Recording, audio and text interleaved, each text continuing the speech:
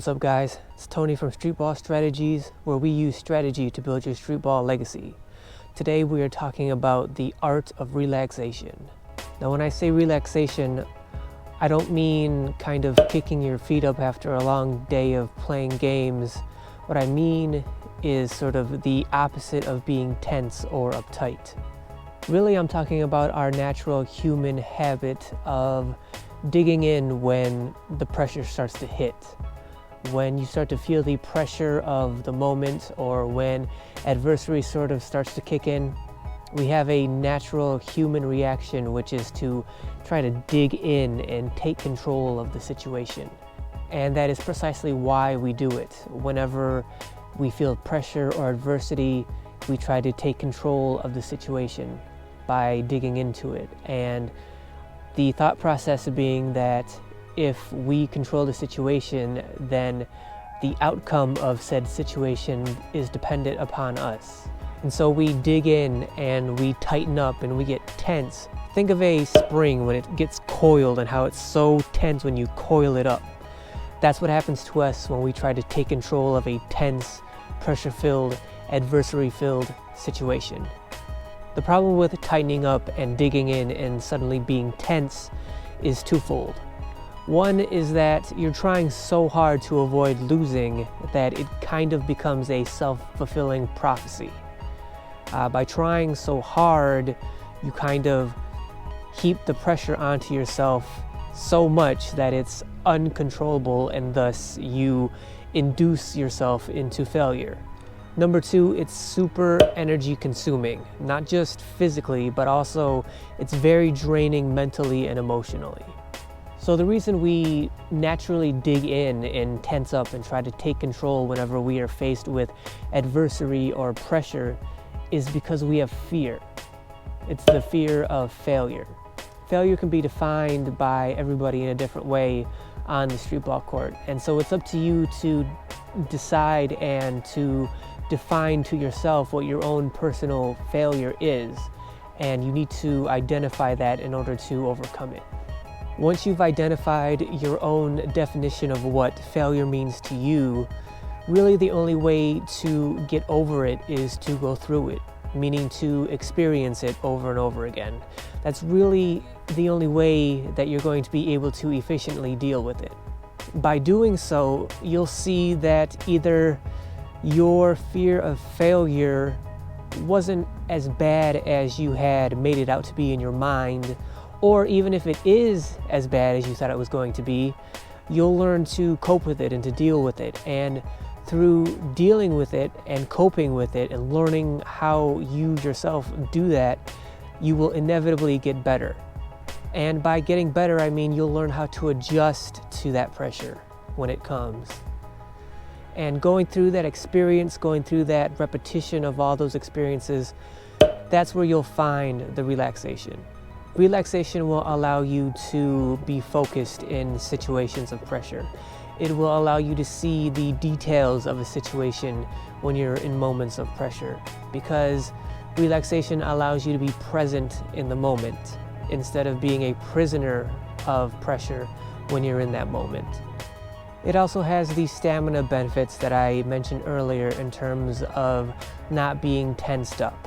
So think of it in terms of like flexing your bicep, right? So if I asked you to flex your bicep pretty much as hard as you could only sustain that for a few minutes.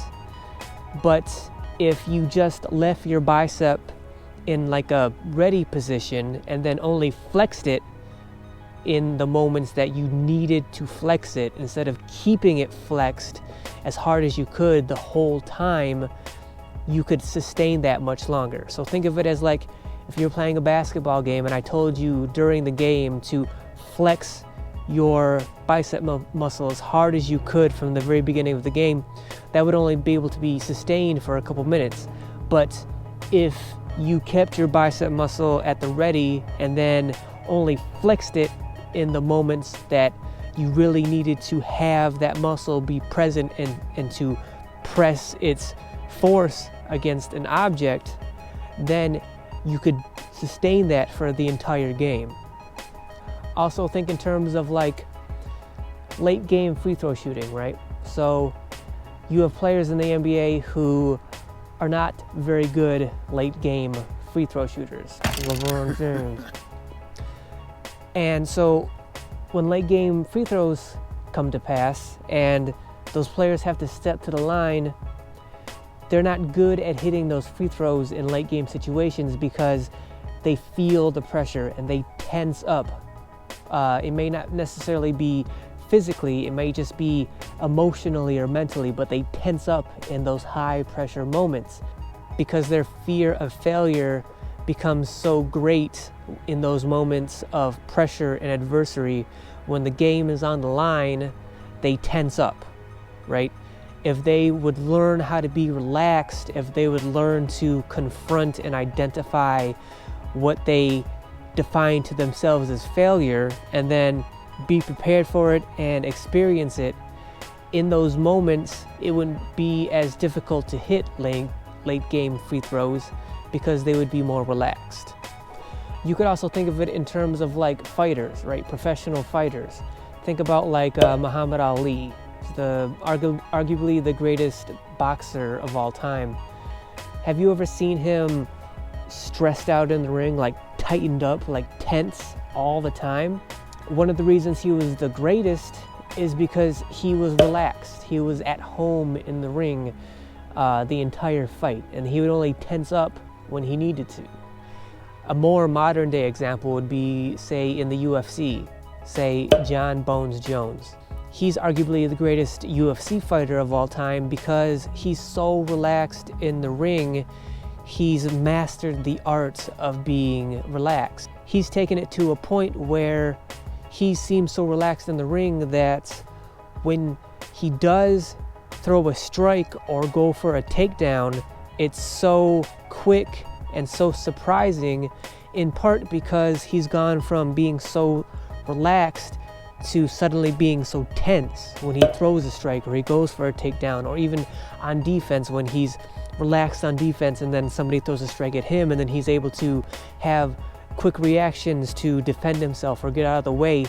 He wouldn't be able to do that. He wouldn't be able to have those kind of reactions if he was tense all the time, because that would be so taxing on his system. It would burn him out so quickly that he wouldn't be able to react as quickly as he does.